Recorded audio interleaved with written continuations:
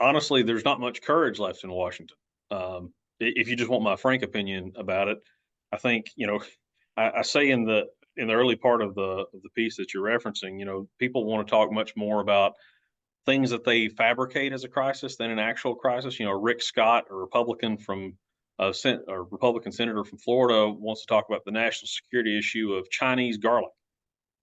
Okay, man. I mean, come on, we got bigger problems. Or you know, AOC, I can't think of her, Ocasio Cortez from New York wants to talk about how we need to keep spending that UN program, whose workers may have actually helped Hamas on the October 7th attack.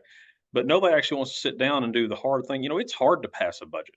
State lawmakers in our state do it every year, and almost every state has a constitutional requirement that they have to have a state government balanced budget. But we've not had a balanced budget in Washington, D.C. since 1997 in the Clinton administration. And nobody wants to sit down. It's not sexy to sit down and figure out where we need to cut spending and where we need to increase revenue and that sort of thing. And people made a big deal about the Trump tax cuts a couple of years ago, and I thought that the Trump tax cuts were a great idea. I was with Americans for Prosperity at the point and was a big proponent of them. But none of those Republicans who voted for those tax cuts wanted to sit down and talk about, well, where are we going to cut spending at the same time? Nobody wants to have that hard conversation. Nobody wants to talk about the fact that Social Security is not sustainable, Medicaid and Medicare are not sustainable.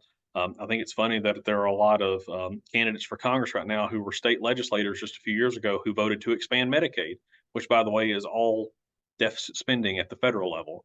But they're going to run on the Republican ticket as budget hawks, and they're really going to control spending in Washington when they didn't help federal spending at the state level. I think, if we had more people that were just willing to say, hey, I want to be in Washington for, somewhere between 2 to 6 years, I want to get us on a sustainable fiscal path, and then I want to be done, then that's the kind of bravery that we need in Washington. But instead, they want to clamor for the next 30-second soundbite.